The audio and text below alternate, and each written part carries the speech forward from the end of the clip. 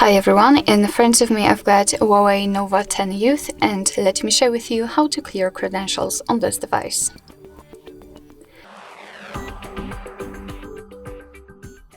So first of all we have to enter the settings, and then let's scroll down to find the security.